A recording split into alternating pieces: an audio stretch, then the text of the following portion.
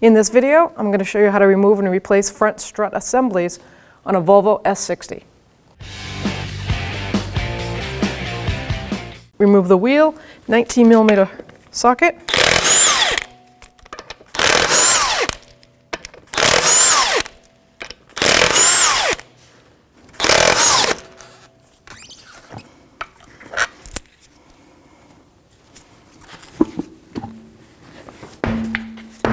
So we're going to remove the front sway bar link from the actual strut bracket. 15mm wrench, and on this Volvo you're going to need an Allen head metric. It's a 5mm. You're going to put it in the center here and hold that free. And let's see if we can break the nut free.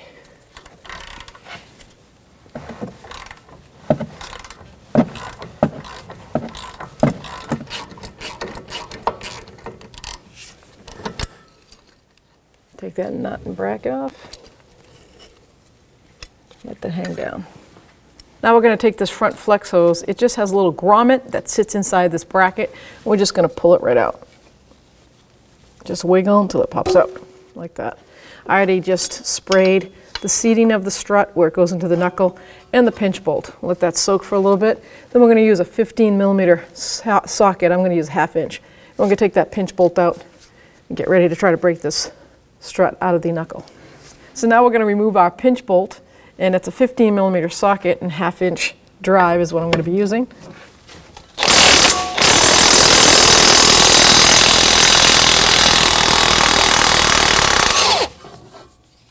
Then you're just going to remove it and set it aside. So we're going to follow that ABS sensor and where it plugs into right here behind the knuckle. And we're going to take this wire out only because what we have to do is take this knuckle and slide it off of the strut. It's kind of embedded inside there. I don't want to hit this with a hammer and accidentally pinch that wire, because then you have to replace it. So there's a little tab. We're going to push down on that tab, hear that click, and then pull the sensor off. Just like that. Now, hopefully, it's out of the way of any damage occurring to it. Now we can take a hammer and hit that. Now you can use a regular hammer. I'm personally going to use an air chisel with a hammer head on it because I don't have much swing here, and hopefully the vibration will help to lower this right out of the strut.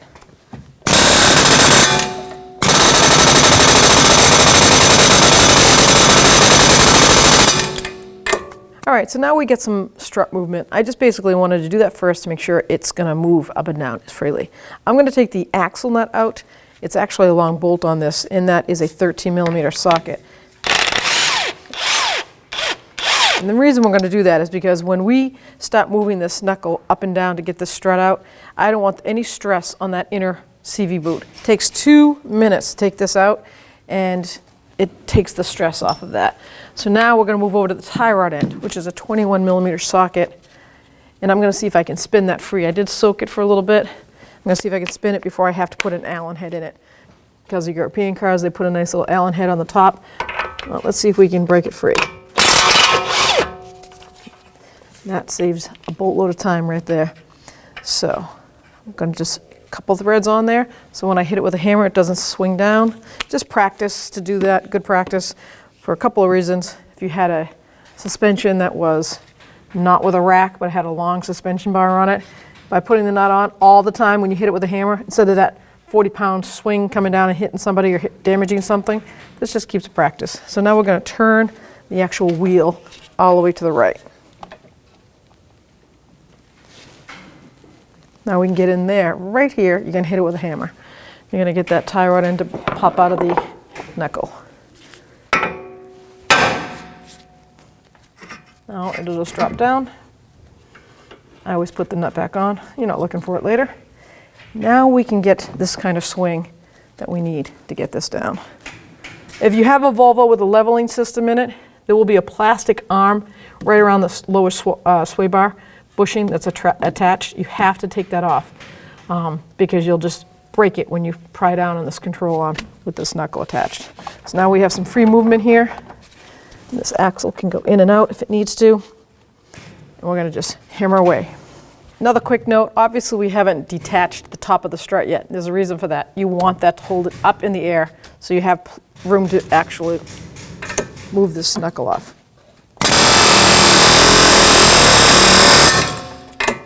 As you can see where the pinch bolt was, if your strut is frozen, don't hesitate to take a chisel and just tap it in there. It kind of spreads those ears on that so that knuckle comes off easily. Ours is pretty free and it's moving nicely.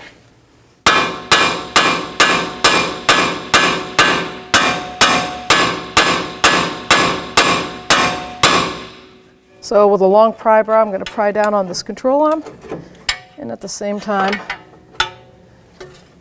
use my air chisel.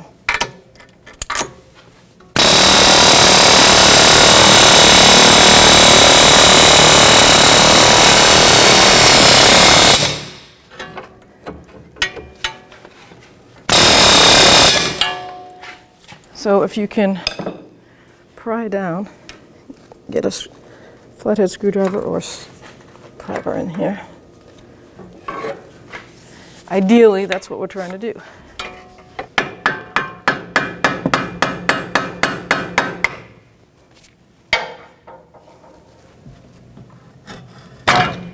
Oh, so close.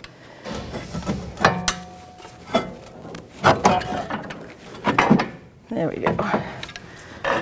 So now lift your hood, pop your hood open, let it extend all the way up, and you're going to remove the cowl up here so you can access the strut. First things first, take the rubber out, just pull it straight across, and then there is a bobby pin right here, a plastic pin.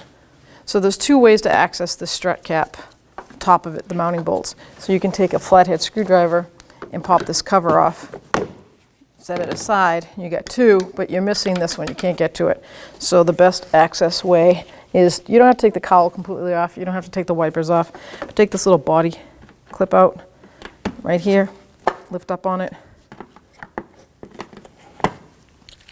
set that aside, and see how much access you get. You get another one right up here. We just want to flex it out of the way as much as possible.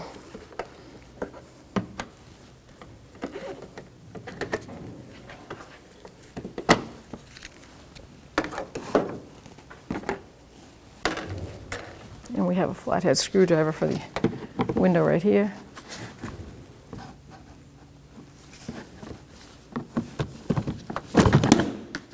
That covers the battery.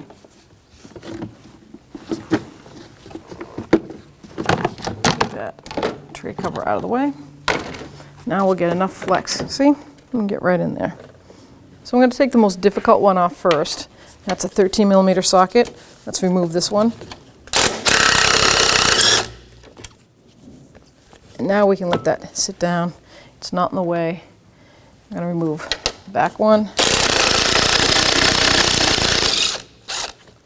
Now this is where it gets a little, you have to have your Wheaties for the day.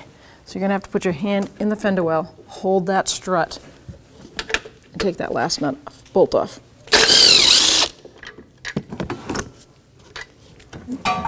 And then through the fender well, now you can grab your strut assembly and pull it right out. Before you install your strut assembly, make sure you take the strut, upper strut cap bolt out. It comes with 3 brand new ones. They travel that way in the packaging. That'd be kind of hard to get them out once you put them up in there.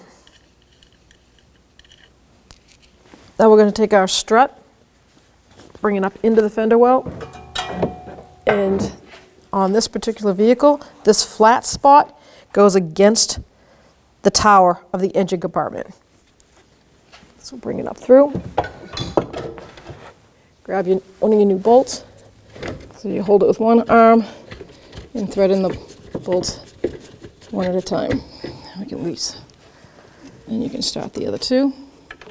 You can do it all by hand. Don't forget this one. To get underneath there, lift that plastic out.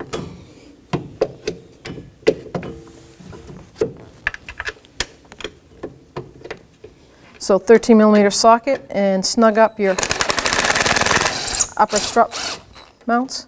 Just snug them up, and then we'll torque them to factory spec. That's going to be 22 foot-pounds.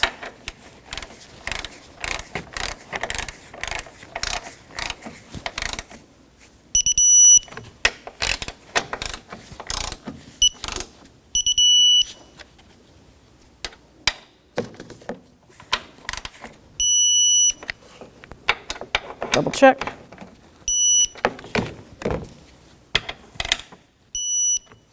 So now before we raise it back up, let's put this cowl all back together. We have 2 body trim clips that go in, one underneath this rubber piece. Let's get the center pin, put that in.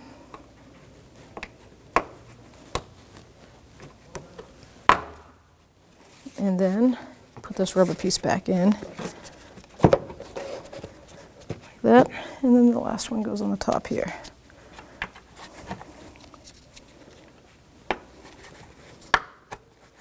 Put the screen on.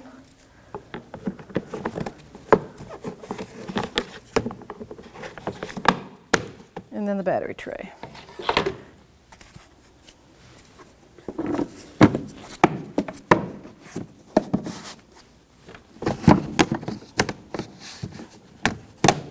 Okay, and take a Phillips screwdriver and snug that twist cap down.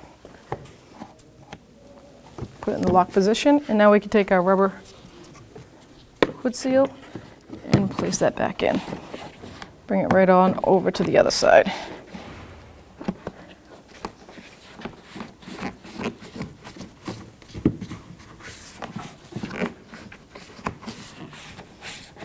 Now comes the fun part. We get to put the knuckle back into the base of the strut.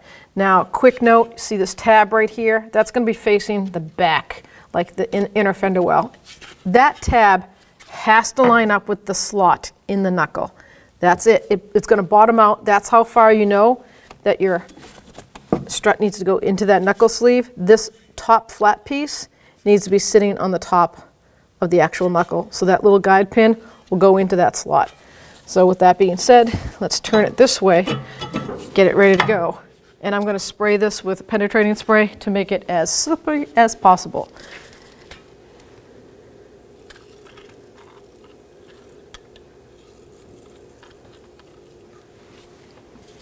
You might need some assistance at this point, but we have to grab the control arm, pry back down on it, and let's see if I can get it by myself.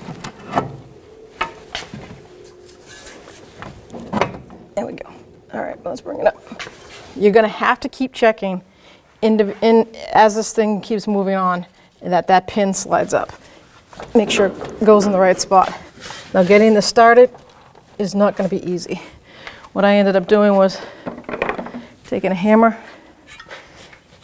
and I actually tapped it up from the bottom. You got to push in at the same time. So once you feel like it's start to travel,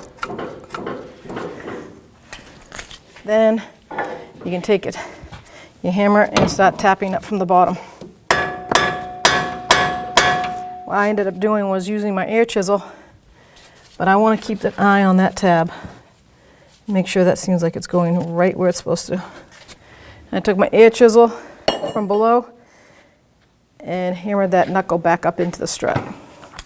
So another way you can also try to make it go smoother is by taking a cold chisel and spreading the ear of this knuckle. So I noticed if I take my ear chisel and go like this and pry up, going back and forth from side to side, this will seat itself.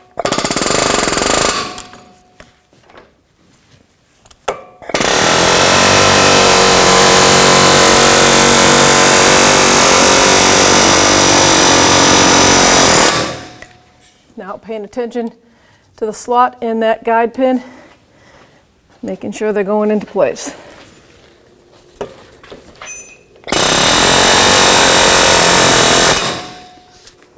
And mine's a little bit off, so now I'm going to show you the trick I found to make sure that goes in.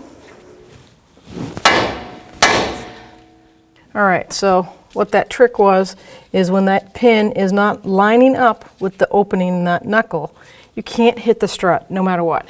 You've been tempted to say, oh, I'll hit the bracket and see if I can spin it. You might want to put a big pair of plumber pipe wrench on there and turn it. I don't recommend any of that because this is where the oil and the gases are under pressure. don't want to leak, you don't want to damage it.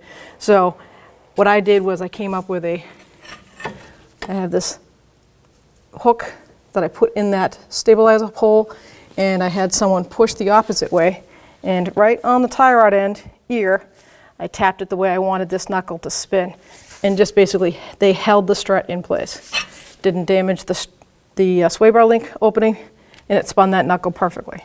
Now we're lined up again, and we're going to continue seating it up. Like I said, that base needs to be on the top of that knuckle.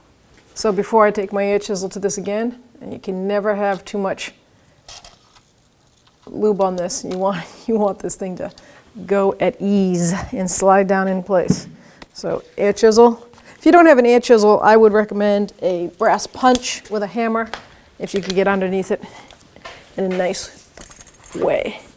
So we don't have that much more to go. Let's go for it.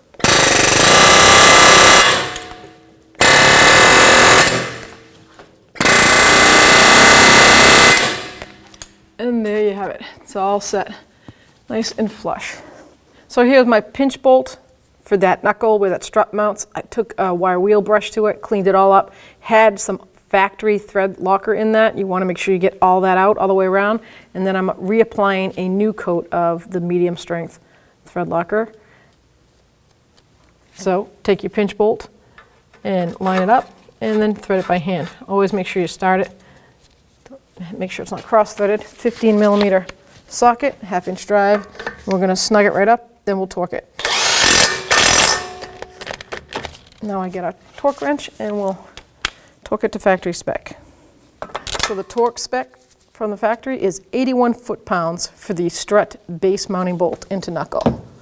81 foot-pounds. Now we can put our flex hose right back into that bracket. There you go. I'm going to straighten this out, and I'm going to put the axle nut back in. It's actually a bolt. I put some new thread locker on there, medium strength. Start it by hand. And that's a 13mm socket. We're just going to snug it up because the torque is very low for that. 13mm socket. And then we can get our torque wrench and torque that. 13mm, and this spindle bolt is 26 foot-pounds, and then an additional 90 degrees. So we're going to snug it up, get it to bottom out, and hopefully we can get to 26 foot-pounds. So in order to torque this, I'm going to put some lug nuts back in, just 2 of them, and get a pry bar and wedge it in there so I can use it. So just like this, and we will 26 foot-pounds. Now my torque wrench has a 90-degree angle on it, so I'm going to set it for additional 90 degrees. If not, you can just use the old-fashioned clock method.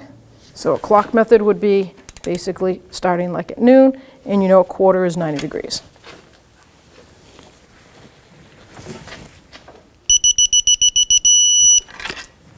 Now we can put the outer or the tie rod end back in from the rack.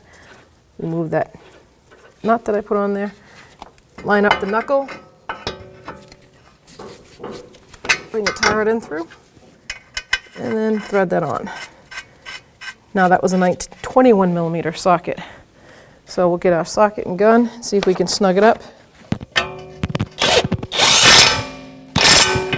So the torque specs on the outer tie rod end is 59 foot-pounds. So 21mm socket. Now we can reconnect our ABS sensor wire right onto the ABS sensor. It's located right here in that little knuckle well. Push it down till it clicks. And then mount it right on the top. Push it right through.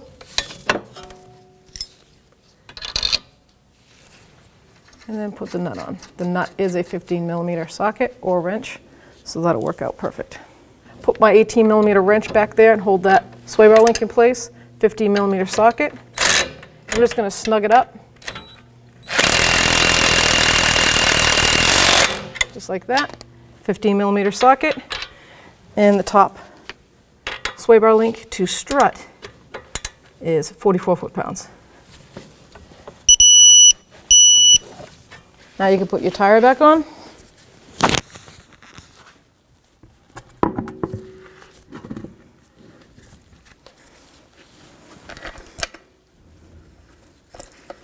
Always thread either the lug nuts or the actual studs in by hand. Helps to have them close by. We're going to be torquing this to factory specs in a crisscross or star pattern, and that's a 19mm socket.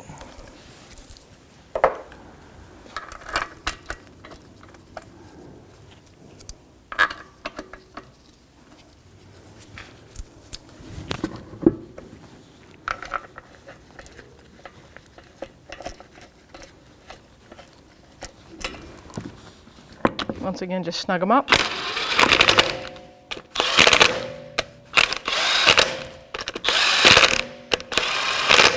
Now you can put your car on the ground and torque it to factory specs. Torque spec for this Volvo is 103 foot-pounds. Crisscross pattern.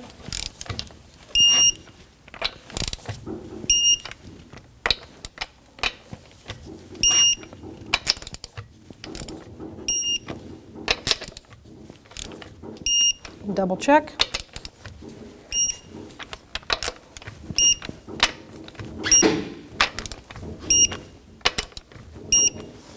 Don't forget to always do a four-wheel alignment after doing any front-end suspension repair on your vehicle.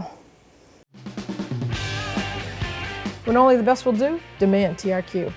The only company that lets you view before you do. TRQ is committed to offering the highest quality aftermarket auto parts that are engineered for peace of mind. Thanks for using and viewing with TRQ.